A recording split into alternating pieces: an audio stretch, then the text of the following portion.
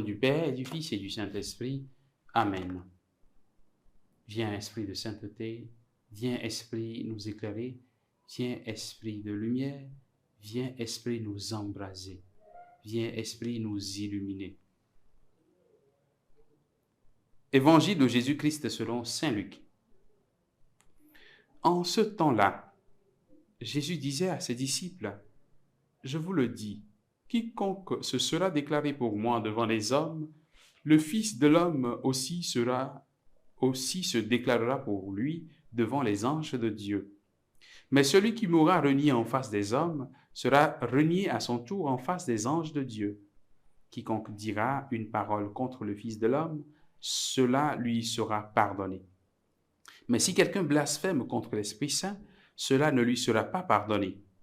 Quand on vous traduira devant les gens des synagogues, les magistrats et les autorités, ne vous inquiétez pas de la façon dont vous vous défendrez, ni de ce que vous direz, car l'Esprit Saint vous enseignera à cette heure-là ce qu'il faudra dire. Acclamons la parole de Dieu. Louange à toi, Seigneur Jésus.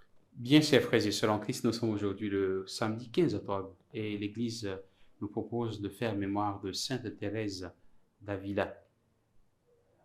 Nous demandons son intercession pour grandir dans la vie spirituelle, pour la montée vers le Seigneur.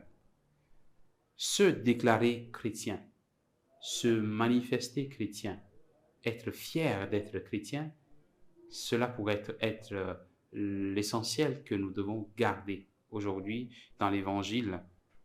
Je vous le dis, quiconque se sera déclaré pour moi devant les hommes, le Fils de l'homme aussi se déclarera pour lui devant les anges de Dieu. Se déclarer chrétien, donc se manifester chrétien et n'avoir pas peur de se montrer tel. Voilà ce que le Seigneur attend de nous, en restant cohérent, en restant vrai, en manifestant donc notre témoignage de vie chrétienne en toutes circonstances, en toutes choses. Le Seigneur nous invite donc aujourd'hui à garder cette particularité de notre vie chrétienne, à manifester aux yeux de tous que nous sommes des chrétiens, que nous avons rencontré Jésus et sa vie nous a transformés, nous a totalement transformés. Il y a des situations parfois pour lesquelles nous sommes tentés de nous immiscer, de nous cacher, de nous faufiler dans la masse. Mais le Seigneur attend de nous que nous soyons toujours sel de la terre et lumière du monde et manifester en toutes circonstances que nous appartenons au Christ Jésus en étant fiers d'être chrétiens. Il y a des fois où parfois on a honte de se manifester comme tel. Il y a des chrétiens parfois qui ont peur ou ont honte de porter des signes qui manifestent leur foi chrétienne.